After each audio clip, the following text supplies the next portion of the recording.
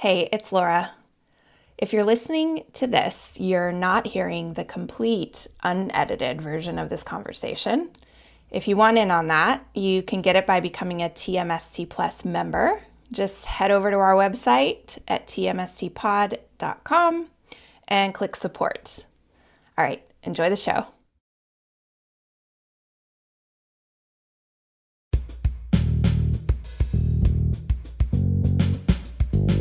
Hey everyone, it's Laura. Welcome to another week, another episode of TMST. And this is one of those episodes where I go into it thinking it's going to be one kind of conversation, it's going to be one thing, and then it turns out to be something else entirely, in the best way, in a very good way. So Brenda Davies is the guest today, and she is the author of On Her Knees, Memoir of a Prayerful Jezebel, which is an awesome title. But the book chronicles the pendulum swing experienced as she left Christian purity culture and then embraced LA's hookup culture, which is as interesting as it sounds. In the Gray is her podcast and a YouTube channel. And Brenda uses those spaces to challenge us to examine where we're living in extremes. Whether it's religion or sex or our relationships, Brenda encourages us to open up and drop all of our dualistic black and white thinking. So she's taken on a big charge, and something we talk about a lot here, right? The dualistic thinking, the problems with it, how it keeps us stuck in cycles of pain and judgment and really trapped. So this conversation went in all kinds of places. Like I said, I thought I knew where it was going to go, and I didn't know. I love when that happens most of the time. We talk about all the ways we disconnect from our bodies during sex and disconnect from our intuition when people want us to adopt an ideology that may not serve us. Brenda has this gentle, easygoing demeanor, but there's so much packed into what she's doing.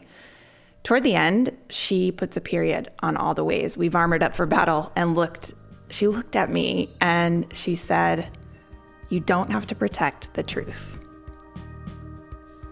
You don't have to protect the truth." And I'll tell you, those words have been hanging with me ever since. So thank you for being here for another week. It matters. I love this conversation, and I'm excited for you to spend some time with Brenda. Here you go.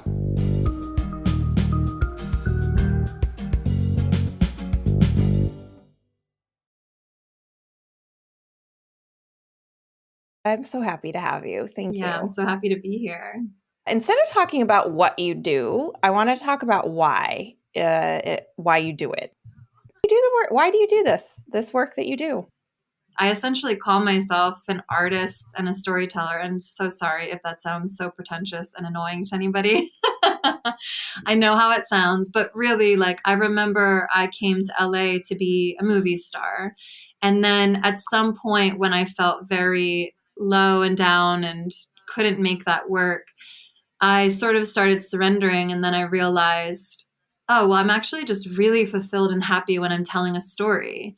And that's where I shine. I could be at a dinner party telling a story, or using my body through acting, or writing a book, or any number of vehicles. But the main thing was being a storyteller. So I guess I'm just the biggest advocate of being a place where people can share their stories, because I know telling your truth is so emancipating, and that's where trauma can begin to heal. I really feel that pain festers in the dark, shame, fear, they all fester in some dark part of us. And if you just shed light on it by throwing it out there and putting it on a platform for you, or maybe even a very trusted person or group of people to see, then all of a sudden that's a place where you can play with it and begin to heal and begin to figure out what to do with it.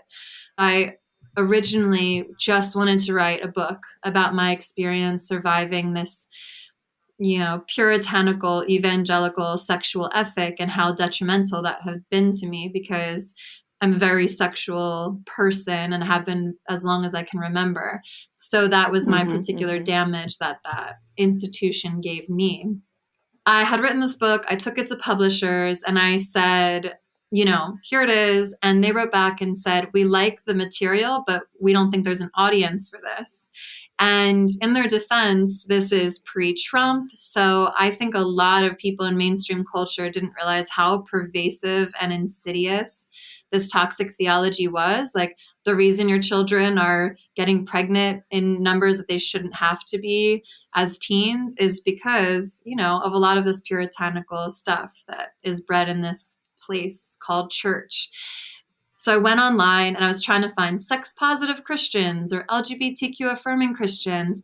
And instead I discovered, to my dismay, the same toxic theology being spread to a very large degree to very malleable young audiences on YouTube by women in their 20s with affluence, or if not affluence, at least privilege that was not addressed. And my tipping point was a girl living in San Diego with her blonde hair and her husband saying she doesn't use birth control because she trusts God with her fertility.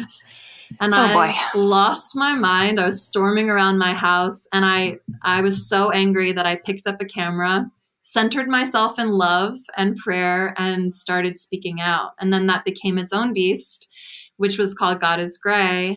I wrote a book. I made a project called God is Gray. And then I wanted to expand and do bigger. So I changed it to In the Gray, which is the new season I'm on. And this is where I really want to stretch wider and be like, well, there are so many things in the gray. I've talked about religion. It's still a core piece of who I am and my story, but I'm ready to address more because back to the very beginning, I think it's just whatever compels people to share their stories and heal. That's beautiful. And so I wanted to ask what the transition from God is Gray to In the Gray was about. Yeah. So basically, when I first started God is Gray, I knew that I had an abortion. I knew I had a sailor mouth. I knew I had been in an abusive relationship and that I'd slept with an innumerable amount of men.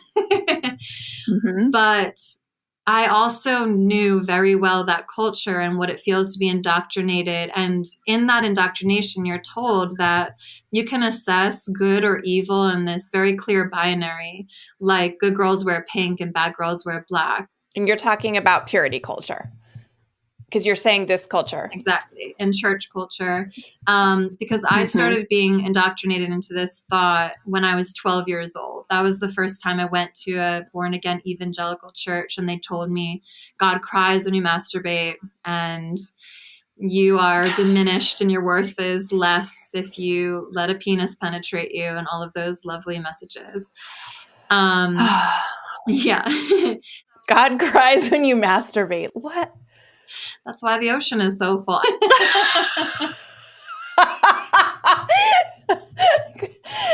That should be a book. Yeah, maybe that's your next one. I just couldn't let that go without pausing for a minute on the absurdity. I was an anomaly among all of my friends in LA because I moved to Los Angeles when I was 19 and I just wanted to be a movie star. And I was meeting people that practiced completely different faiths, people that were completely atheist or whatever, hypersexualized women that just like run around LA and bang men in bathrooms and being at the Playboy Mansion with the girls next door and like seeing, certain celebrities do cocaine off of tables. Like it was a very jarring entrance, but I loved it because I always felt very inspired by Jesus hanging with the sinners. I always fancied myself the one who was called to hang with the sinners. And again, yes, I still saw it in that binary. I was out there to save them. So God is Gray. I mean, I'm assuming you decided to switch because you were moving on from talking about the church and God in that sense as the binary and into the rest of life, which you've started to do. In this space, a lot of it is like a call out. Like, look at this shitty pastor. Look at this horrendous thing that happened over there. if I am dead honest with myself, I picked up the camera the first time with a sense of rage, a righteous anger, if you will, like really, really distraught that, a young woman with less affluence or money could be steered into an unwanted pregnancy because this girl was so irresponsible with all of these young voices. And that just felt like such an injustice.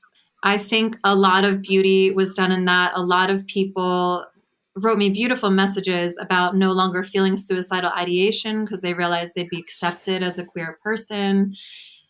Innumerable beautiful letters from people escaping this ideology and this abuse and how it had been beneficial for them because it was really about freedom. We have to emancipate ourselves from this black and white thinking. And then I was doing it, and I still am a Christian, and I had a very strong sense. The last video is your abortion video.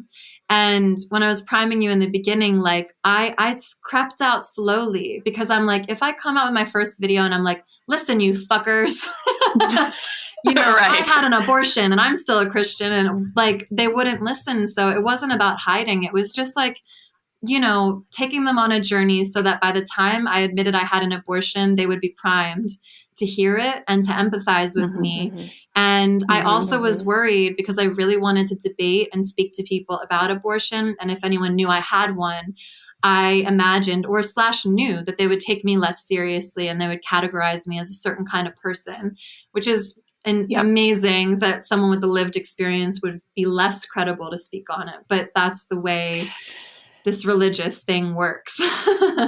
Yeah, and there's just some topics that you can't lead with because they will shut people down. I want to give you credit, though, because you the way that most people start talking about something is and get inspired is oftentimes because they're angry, because they are filled with rage, because something is so offensive to their soul that they have to speak out. And the first act is knowing what you're against. That's oftentimes the way it starts. I'm reading a lot of Richard Rohr right now, so this is like fresh in my mind. I'm reading Falling Upward and talking about the first half of life and the second half of life. And the first half of life is a lot about that. It's building up this container, this ego structure that we need. We need to have a healthy ego. And then what most people do is fail to do is transition to the second half where you're integrating it. So it's a perfectly normal progression. That's beautiful. If I'm aligned with Richard Rohr, then I know I'm doing okay. Right? There's so much in there. And he's become more and more of a sort of North Star for me. I'm wanting to guess that it's because he's a mystic. You don't have to have a religious affiliation to listen to the wisdom of a sage or like, it's like reading Rumi is like reading Rohr, is like reading C.S. Lewis. They really, overcome those religious boundaries and speak outward because they are coming from a more mystical place. But you have to earn that, you got to go through all the things to get there. Nobody gets there without making a fuck ton of mistakes and being a student for a really, really, really long time. My whole inspiration for this season is Rumi. Beyond all wrongdoing and right doing, there is a field. I will meet you there. And I want In the Gray to be that field.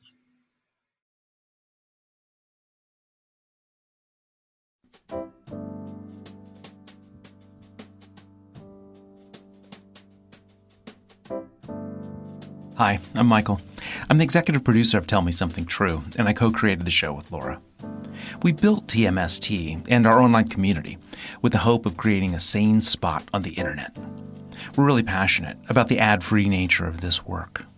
Our belief is that this project will work best if we're not hustling to keep advertisers happy, and we keep our attention on you, the TMST community. And this is where you can play a major role. TMST Plus is the membership group that helps to keep this podcast going. Whether it's through a monthly membership or a one-time contribution, TMST Plus members are vital to this experiment. As a TMST Plus member, you get to join Laura for member-only events, send in questions for the guests, hear the complete unedited interviews, and connect with other TMST community members. Sometimes we feel like we can't make a difference in the world. With a TMST Plus membership, you can be keeping this space alive and thriving for a one-time gift or for as little as $10 a month. You can find the link in the show description, and then please head over to tmstpod.com right now to support the show. And thanks.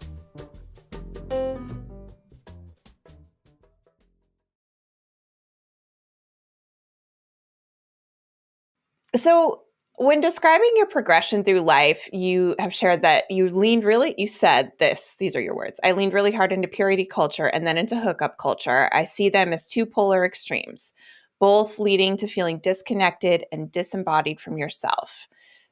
So that's the end of your sentence. Being disconnected from ourselves during sex is something that I completely get. It's more common than we want to admit. And I want to hone in on that feeling. We're talking about sex now, by the way. I want to hone in on that feeling of using sex to disconnect yourself. So how did you arrive at this realization that that's what you were doing? That I was like disconnecting from myself. That was a very long process. And I always want to tell everyone that, because you can't just cakewalk out of these things. So many of us are told lies about our body and our sexuality since we're born. Like since you're in the tub and you touch your vulva for a second and someone swats your hand, you get those messages really, really young. And that said, I was really developing, just progressing as I'm always like almost going to say normal. It's not normal, but like the typical progression that you would notice in someone's burgeoning sexuality while going through puberty. It's just like desire for sex, wanting it all the time, thinking about it all the time. Basically, I remember when I look back that originally my sexuality is developing. I'm super horny. I've been masturbating since I was 3 that I can remember. And I am fantasizing that there's this guy, Steve Urbanski, who looks like Paul Walker. Oh, God. Yes, I was just talking to someone about Paul Walker today. Wow. 2 Paul Walker references. He was an angel on top of looking like an angel. Yeah, he was just a gem. Dreamy. But he was like so hot, just the tan skin, the bright blue eyes, the like casual whatever. And I used to fantasize that he would pick me up from my house in his car, like take me on a date, buy me flowers, and then lay me in the back of his car and we'd make love. And those were my masturbation fantasies when I started realizing that penetration was something that I desired. And then I very shortly thereafter, probably only even months after, I had a friend invite me to her youth group. And at that youth group, I was taught these things about my body. And I heard, I have to keep sex. I have to be pure until I'm married. And I really know now that I fell for that because I always felt a very divine connection that was intuitive. Like spirituality has always been a really deep piece of me since I can remember. So someone took that very pure, just childlike intrigue about this like entity that is everything that loves me, and then said that feeling you have, that thing doesn't want you to do this, or you'll make him cry, you'll hurt him. And that really hit me. I was like, no, because divinity was so precious to me. I was like, I would never want to do that. Thank you for letting me know that hurts divinity. I fell for it. I was the purity culture queen after that.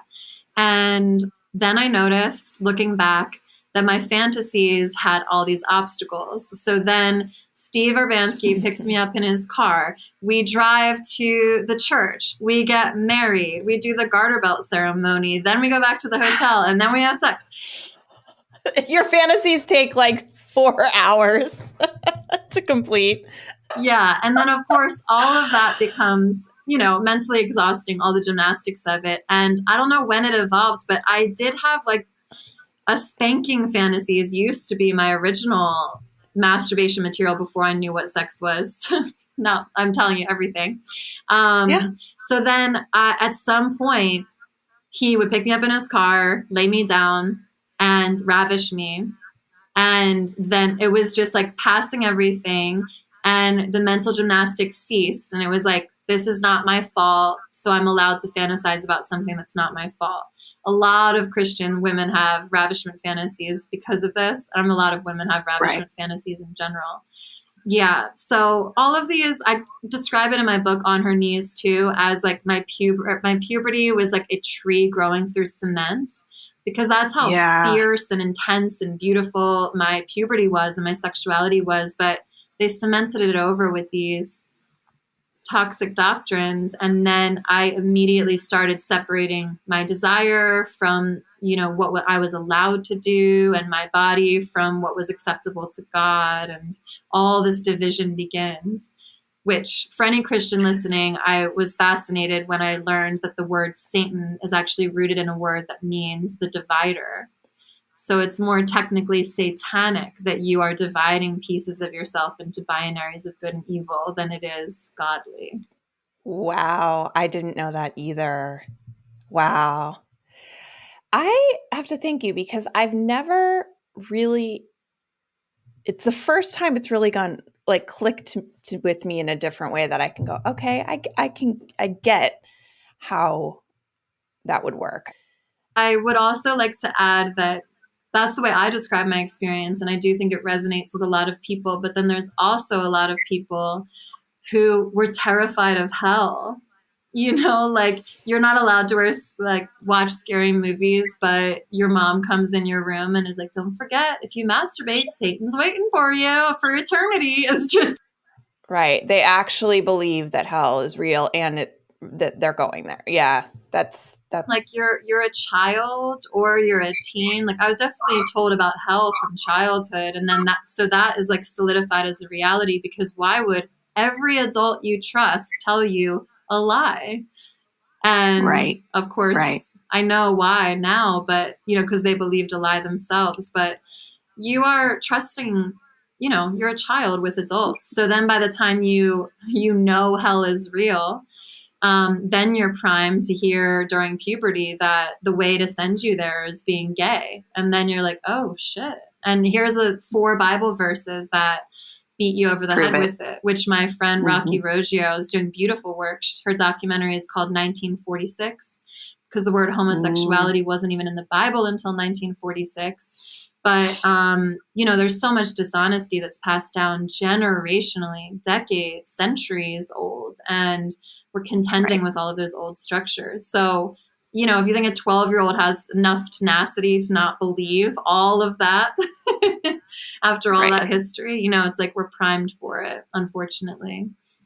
When did you kind of just swing to the other side of the pendulum with behavior around sex, but you were still like, you were using it to disconnect still? Like, there was a part of you that you couldn't be with? Yeah, so I have defined it as this pendulum swing. I see purity on one side, and then hookup culture on the other side, because I really do like telling people that I don't like hookup culture. I don't like either. I'm not an extremist person. I really believe we need to be centered in the gray. Obviously passionate about that. So the reason they're like almost parallel extremes is that with purity culture, I was held up really unnaturally so, because if you don't have the conviction, something embodied in your gut, you're just going to be following what someone else is telling you to do. And that sort of belief system is going to crumble really, really quickly as soon as it's challenged. And people are challenged by all different means of beliefs or ideologies that they wrongfully have and hold. For me, my pendulum broke and swung to the other side when my husband admitted that he had been cheating on me. Because in the church, I was told, if you're a good girl, if you're perfect, you'll live happily ever after and have 1,000,000 orgasms and ride in the sunset forever and ever. So because they had told me a lie, as soon as that lie showed itself, then I was angry at God. And I remember I was praying and I was like, God, why would you tell me? Like, why would I be a good girl? Why didn't you come through on your promise? And whether you believe it's in the voice of God or my intuition or whatever, I believe it's divinity. I just heard who told you that? And I recognized this was no internal compass of mine. This was no deeply held knowing in my gut. Pastor Scott told me, the guy who wears his puka shell necklace and flip-flops when I was 12 years old. And it's like, maybe, just maybe, that guy was not representing divinity's feelings on this. But unfortunately, society, with its lack of comprehensive sex ed in this country especially, and all of the hypersexualized images versus the chaste good girl images, and all of these dichotomies that were given, like, I didn't have the wherewithal to, like, if you have a pendulum and an extremist belief system, you're not just going to, like, even out in the middle and, like, be safe and sound and be like, oh, now I'm here, centered. It's like, you got to do a little swing, and, like, hopefully someone's there to help you not make it swing too far. But I think that really is where the most atrocious things come along. Like, when you look at pedophile priests in the Catholic Church, you're like, what the hell swung that pendulum? You can definitely argue that personalities like that are drawn into those places. But I would also argue that repression of a human need as important as sexuality will do some dirty things to the human mind if forced to, like, again, fester there in that place where it's not a true conviction. It's not deeply held. That's just a psychological, nearly scientific truth. It's just how we work. People give Freud a really hard time, but he wasn't wrong about a lot of repression in the subconscious. He got a lot right about that. So, and you don't have to look far to see it. You know, it's everywhere. So how are things now in regards to sex and the pendulum? Where would you say you are now? How is it? It's actually really great. It's funny because I feel like in the Christian spaces, I'm often accused of dissenters by just being a hoe that'll just bang anybody. And I'm like, no, that was me years ago. I actually get laid way less than I would like to, because because having sex with sexual integrity is actually an experience that requires, like, your adherence to integrity. And there's a lot of disingenuous or, like, at worst, harmful sex you could have with others, or at best, maybe just, like, I don't know, just not really coming with your utmost, which trust me, don't judge anyone on any part of that. But my pendulum was, like, I remember I was sitting down with my roommate after I was, like, getting a divorce. I cheated on my husband in retaliation, and then finally had the courage to leave him. And then I was like, you know what? I'm not going to count, because I had given the narrative that 1 or 2 is too many in Christianity. And then in society, I felt like women got a cap of 4 or 5, maybe. You know, you're like, you're a hoe. Partners. Right. Before you're something. Right. Yeah. And I have slept with way more people than 5. Yeah. And I needed permission to do that. I really needed it. I don't know who I would be today if I hadn't allowed myself to dive into my sexuality. But another reason I share my story and do the work that I do is because I want children and people to heal the inner child in them that wasn't raised in this centered place of sexual integrity, because both extremes have pain for you there that's unnecessary in an experience that could be so divine and beautiful. Even if it's, you know, just banging against the kitchen sink for 5 seconds, like, it still can be really integrated, embodied, and divine. So that's what I want for everybody. Hookup culture, I had a lot of traumatic experiences looking back, like when the Me Too movement happened and me and all my friends are suddenly looking at each other like, oh, we were raped way more times. Like, my friend who got raped once is all of a sudden like, no, I guess it's more like 7. For me, I considered myself raped 0 times, and now I'm at a 1.5, you know. And it's all those issues of, like, not being taught our bodies are valuable, or that they're less valuable if we, quote, give ourselves away as women. Right. And just not knowing that, you know, the concept of blue balls too, the fallacy that you'll actually bring a man pain if you don't let him come. Like, these are the narratives our 80 babies had to contend with. So I'm like, go easy on us, Gen Z. We have a lot to overcome with this. Yeah, it's so true. I don't know I really literally don't. If I think about just my friend group, I don't know anyone that was raised with like a sense of healthy sexuality. Not, and it's not that it was, horrible and on these big extremes, but I think it's a beautiful message is what I'm saying, because it's like sex is still one of those things that we're like, ooh, we don't know how to talk about it, and my friend who's going through divorce we talk on WhatsApp. She sent me this message, and it was about masturbation. And she was like, can we talk about it? Don't think less of me. Can we talk about it? I was like, oh my God. I will never think less of you. And B, I love talking about sex. So let's do it. She's like, thank God. I had a feeling you'd be willing. And, we're in our 40s. We're like mid 40s, not even early. It's like, it's time. So I'm going to read an excerpt from your book, which is called On Her Knees, Memoir of a Prayerful Jezebel. Great title. The Brandon that's named is the man who was your husband. You call him Brandon, and you're no longer together. This is something from the book. Brandon bled from a father's wound that no woman could heal.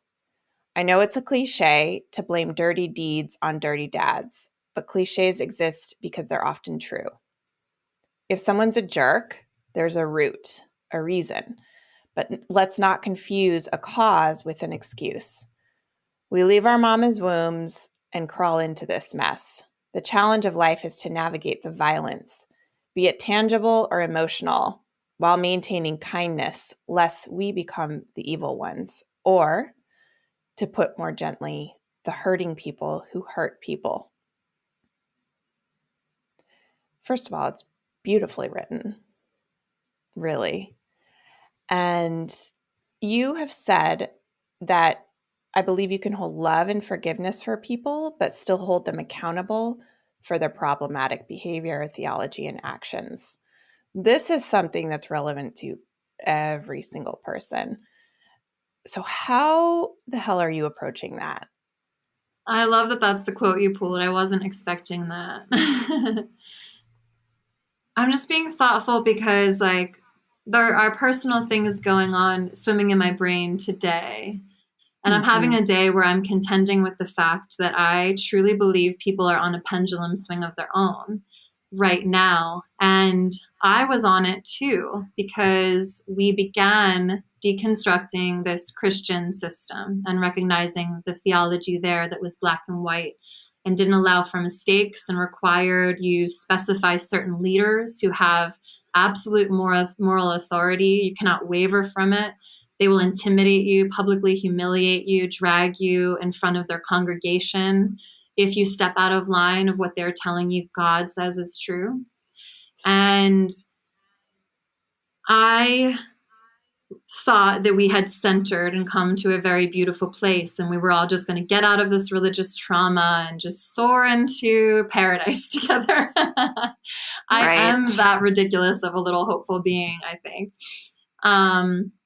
And instead, I'm now recognizing that during George Floyd's murder, the tide had turned, and I recognized something I'd never noticed or had never had happen before, which is that I posted a picture of my father's, damn, I keep saying this wrong, my baby's father. It was his birthday. Yeah. I was making him a cake. It was like green frosting with chocolate chips, and I posted it on a story, as you do. And I got an onslaught of messages from white women, and I don't even like specifying what race people are. I'm sick of that as well. But I just happened to notice they were like the demographic that I belong to, and they were telling me, this is so inappropriate, whatever. They were really beginning to indoctrinate me into a new ideology, is what I now recognize, because now there is a strict adherence to words you're allowed to use and not use, ways you're allowed to express yourself, people you're supposed to listen to, people that you are supposed to just leave your body, leave your intuition, don't worry about. whether or not they hit you a certain way or whether or not their character is upstanding, they have a new ideology that is just absolute truth. It's just like a one ideology of the pendulum swing to another ideology.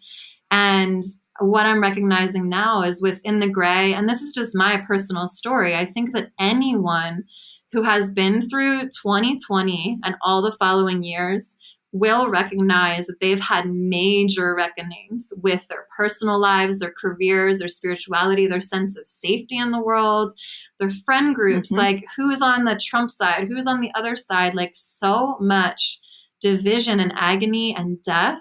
People lost family. Like this is no easy time. And we collectively went through it together, even though we went through it in completely different iterations and ways. And I really believe that people have like put their foot to the grinder and they want to make something beautiful of it. And those are the people that I see.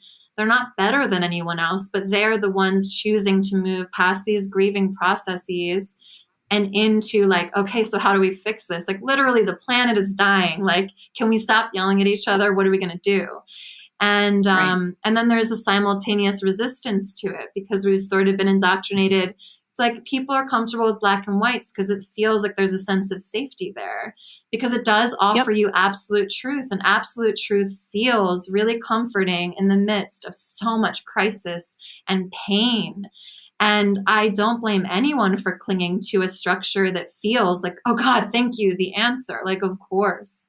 But again, being a Christian, I was told through my ancient texts that the answer is love. And as pedestrian as that sounds, like, where are you coming from? And I know I'll make mistakes and I know I'll have opinions that are probably disrespectful or reek of white supremacy in my body that I didn't recognize. Like all of these things are still absolutely true. These blind spots we have to address. But, you know, how are we doing it? Like, who are we kicking out of the conversation that we should be engaging with? Because unless we like center in some sort of agreement that we're working towards love, I don't know what we're going to do.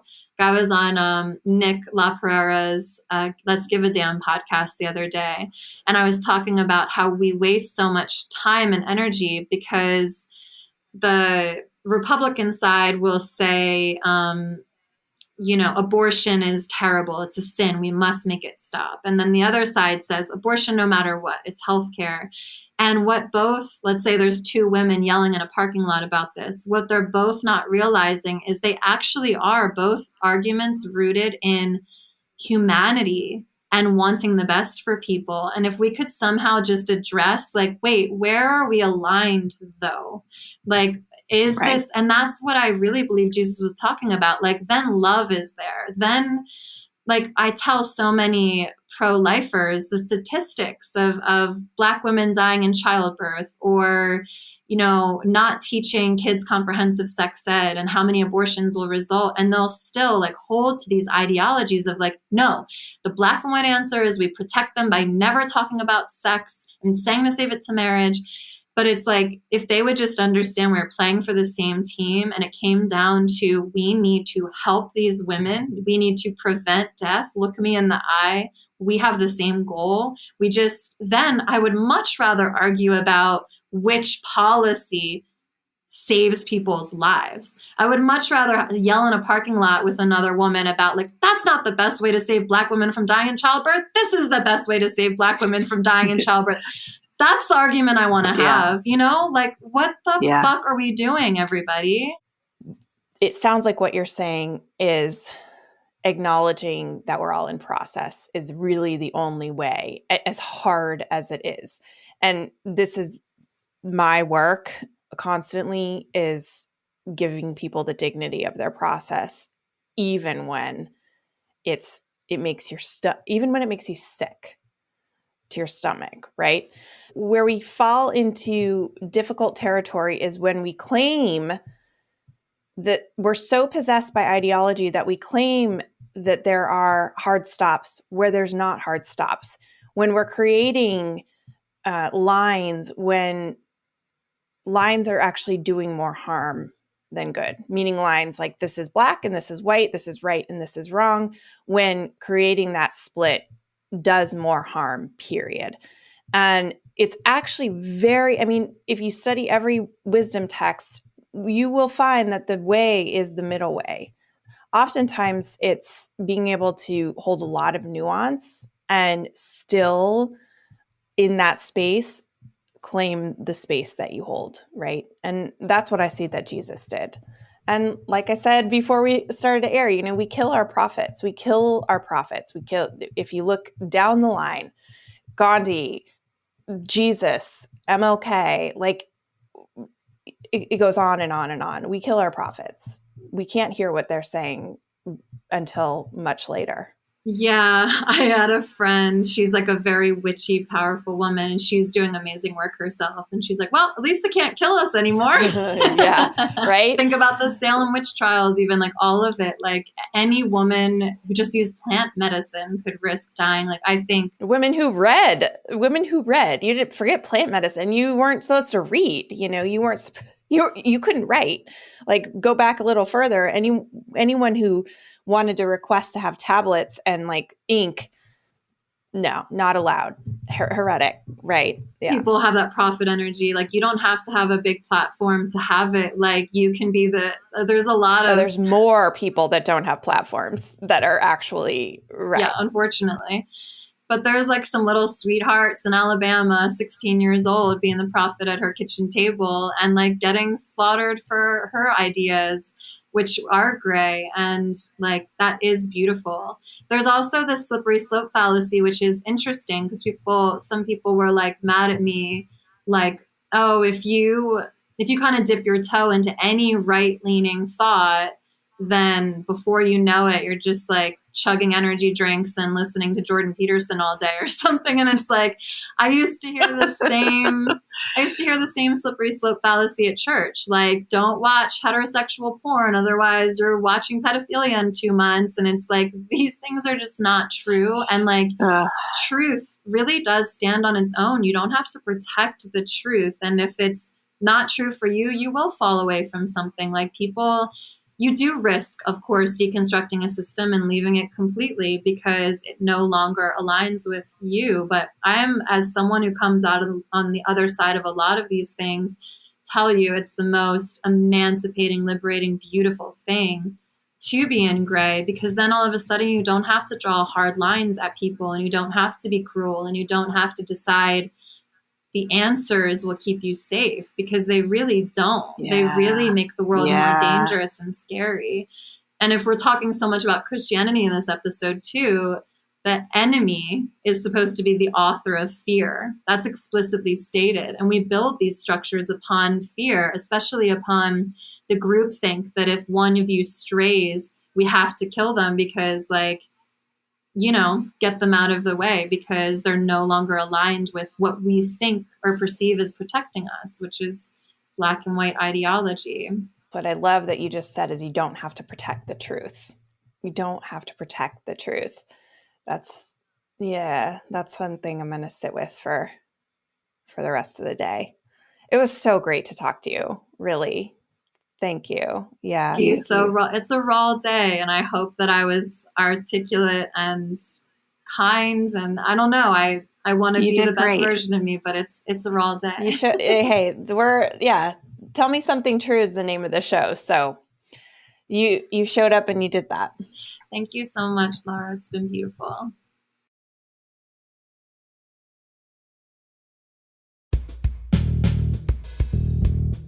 All right. Thank you so much for being with us today. If you want more TMST, head on over to tmstpod.com and become a member. Members get access to the full uncut versions of these conversations, previews of upcoming guests, invites to join me for members-only events, and access to our members-only community where I hang out a lot. We decided from the beginning to make this an independent project. We don't have sponsors and we don't run ads. This means that we can make the show all about you and not what our sponsors or advertisers want. But it also means we're 100% reliant on your support. So my request and my invitation is simple. Support the show by becoming a member, or you can simply make a one-time donation of as little as $5. I cannot stress this enough. You can make a huge difference for as little as $5. Please head over to tmstpod.com right now. Tell Me Something True is engineered and mixed by Paul Chufo. Michael Elsesser and I dreamed up this show, and we're looking forward to joining you online and next time on Tell Me Something True.